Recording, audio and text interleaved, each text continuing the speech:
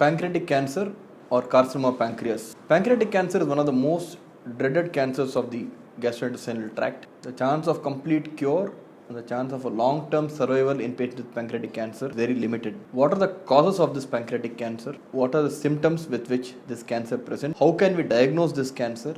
And what are the treatment options we have for this? Coming to the cause of pancreatic cancer, one of the most important risk factors for pancreatic cancer is smoking, chronic alcohol intake, and family history. A large number of patients get pancreatic cancer wherein we do not find the cause of the cancer. What are the most common symptoms of this problem? Majority of pancreatic cancer patients remain without any symptoms till the disease has progressed to a certain extent. If at all they have symptoms, one of the most common symptoms is jaundice. That is because the pancreas is an organ through which the bile flow also happens. From the bile duct, the bile flows through the pancreas into the intestines, and when there is a tumor in the pancreas, it can block the bile duct and thereby cause jaundice. Patients can have sudden new onset diabetes. People who are healthy, suddenly they develop diabetes. It can be a sign of pancreatic cancer. Severe upper abdominal pain which radiates to back can also be a sign of pancreatic cancer. And in many patients, like I told you earlier, symptoms may not appear or appear very late in the disease. How do we diagnose pancreatic cancer? Unfortunately, the pancreas is an organ which is located very deep inside the abdominal cavity, and so usual tests like an ultrasound scan is generally very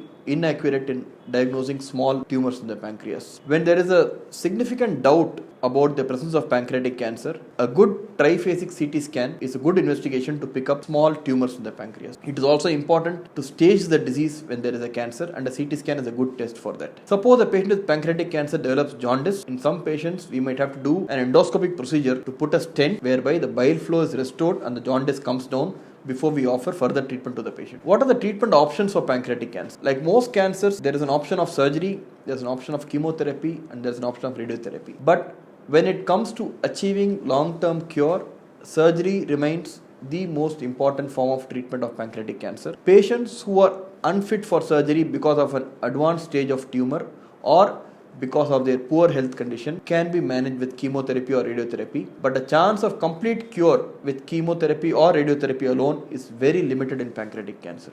The surgery of choice which we do for a pancreatic cancer is called a Whipple's operation. This is a major operation which takes around sometimes even up to 8 to 10 hours to perform, wherein the pancreatic tumor along with the surrounding structures is removed in toto, and the entire GI tract continuity is restored by means of multiple joints which are created. When performed well and in experienced hands, this operation has got good results, and if needed, the patient might be required to receive chemotherapy as an additional treatment after the operation. It generally takes about 2 weeks for the patient to recover completely from the surgery, and if the patient has got a lower stage disease, the chance of long-term survival is very good.